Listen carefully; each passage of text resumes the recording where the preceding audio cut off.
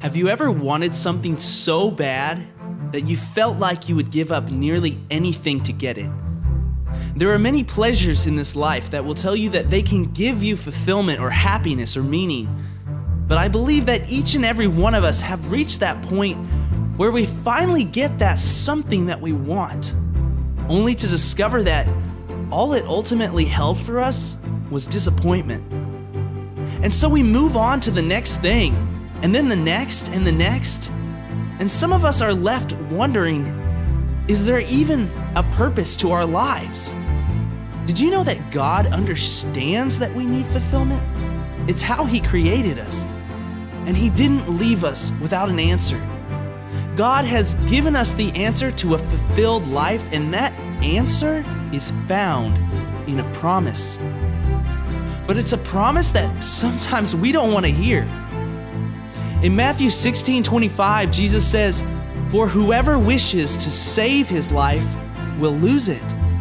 But whoever loses his life for my sake will find it." Some of us are engaged in such a determined pursuit of a fulfilling life that we are passing right by the only one who can truly give us life. The issue is not that life is a bad thing. God desires us to have life, and life to the full.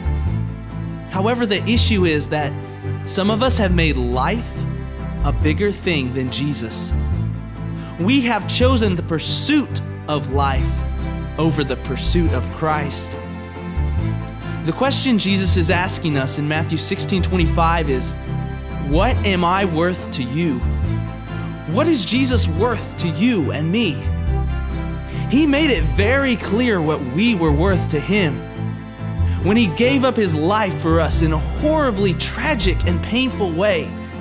He made it very clear what we were worth to Him when He allowed Himself to be crucified for something He did not do, for something we did.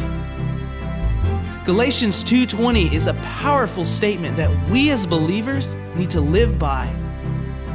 It says, "I have been crucified with Christ, and it is no longer I who live, but Christ lives in me. And the life which I now live in the flesh, I live by faith in the Son of God, who loved me and gave Himself up for me." A life of pursuit after Jesus is a life of friendship with Him. When we choose to seek Him first, He fills us with His Holy Spirit and He lives in us. When that happens, we're no longer looking to receive life from the things we see or the things we can get. Once that happens, we're walking in the life that He provides. And that is a life worth living.